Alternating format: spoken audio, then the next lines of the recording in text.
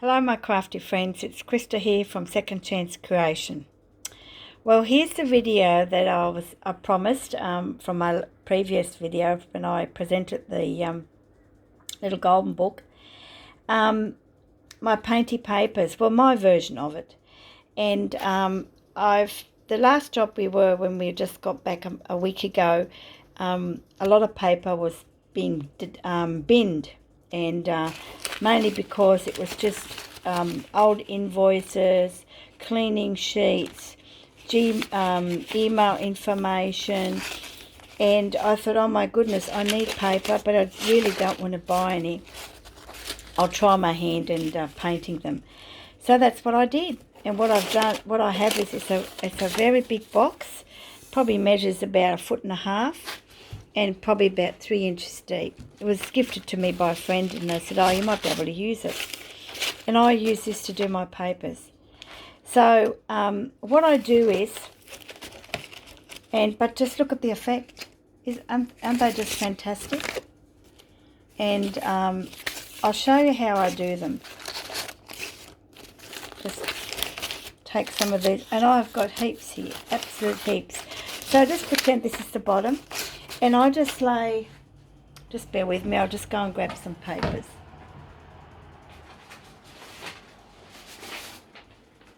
I'm just holding this camera here.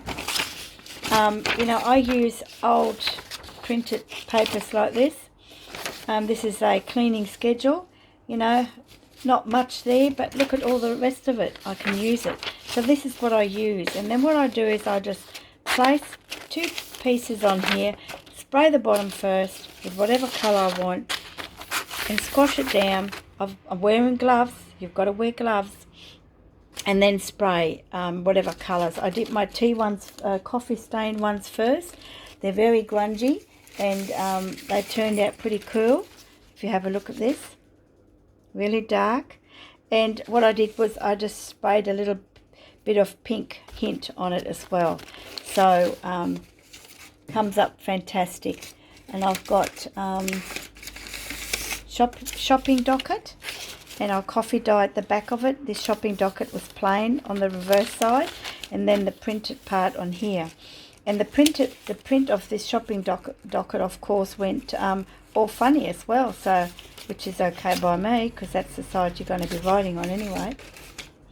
So what I do is I spray them. I put 2 layers, and then I spray it, and then put another sheet in the middle like this, and I make it so that they're crossed over. And with each layer that I do 2 or 3 colours, depends what I'm looking for. And then I've got gloves on, remember. I squish it all down really hard. Let's go squish, squish. Some of the colours will run in other pages, which is what you want, which I wanted. And then once it's all done, I let them all sit for about, I start in the morning for about 3 hours, and by that time the top 2 layers you can already take off quite easily. And then what I do is I very gently take the rest off, because they're still wet. See, I've already had an accident there, it needs a band-aid, one of Bonnie's band-aids. So I gently peel them off and lay them on the floor or out in the grass. I did lay these on the floor.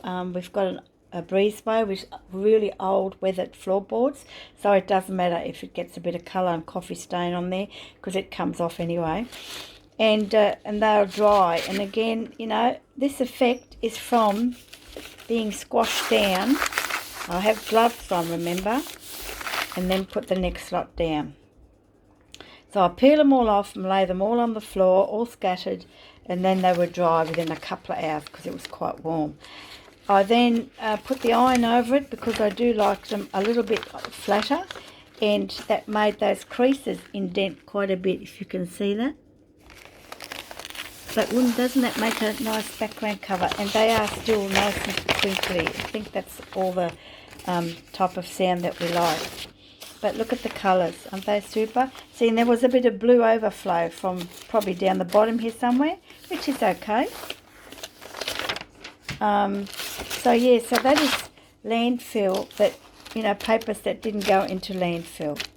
Great for pockets, to make pockets. And by the time you embellish them, like here you've got, fold this in half, you know, there's nothing here, but there's something here. Well, by the time you put, you know, a tag or embellishment or put something on it that's covered, or you can make it, close it up and make it into a pocket envelope or something.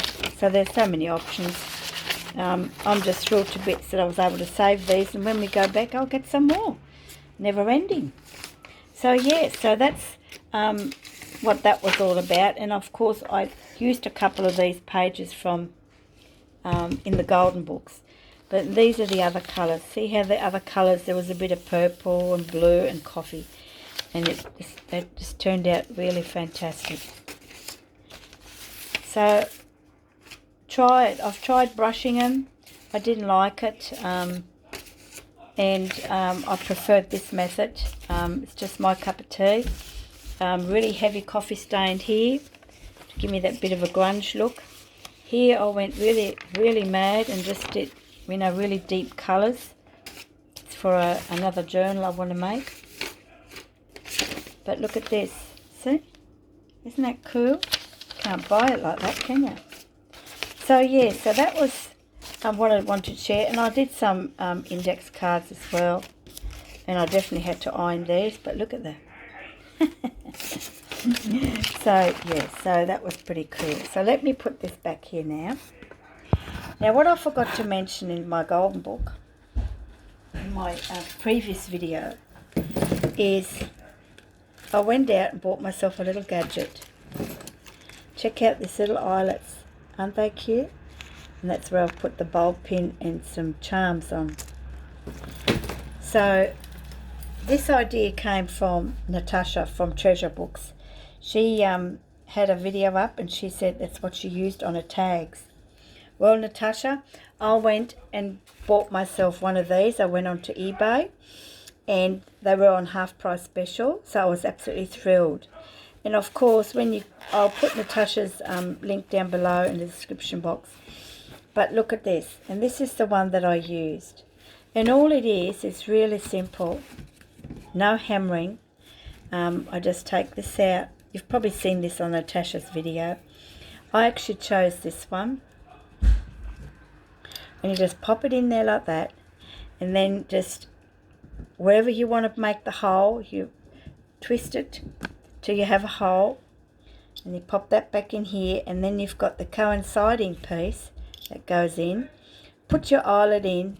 Flip it around. And then you just put that on the other side of the eyelet and just twist. That's all you got to do. And it's all in. That's how cool. That's how cool it is. And that's, you can hear my husband here playing with the dog. So yeah, so I went and bought myself something new, which is very unusual for me. As you all know, I like to stay away from something new, but sometimes you have to invest in something new to make something nice. And you get, you know, these little eyelets, but you also got a 2 packets. So I've got 600 plus eyelets, all different colours, and I can use any size of these. Comes in a little case. How cool is that? Silent setter. I've got the other one too that you've got to bash, you know, for the bigger eyelets, but that's okay. So thank you, Natasha. Now Natasha doesn't sell these. I'm just saying that Natasha had a video showing this, and I thought, oh, I've got to have one of those. So that was my share, apart from all my delicious papers. And yeah, I hope you get inspired. I hope you try it. You can use a baking dish. You know, any sort of rectangular shaped dish to put your A4 paper in, and just try it. No time at all. Now, I didn't wait for them to dry in the dish. Like I said, I've peeled them to get that effect, so as you separate them and the colour comes with it, and I think that's what gives it that effect. Okay, that's it. All done. Hope you enjoyed it, and see you next time. You know what you got to do. Happy crafting. Bye for now. Thanks, Natasha.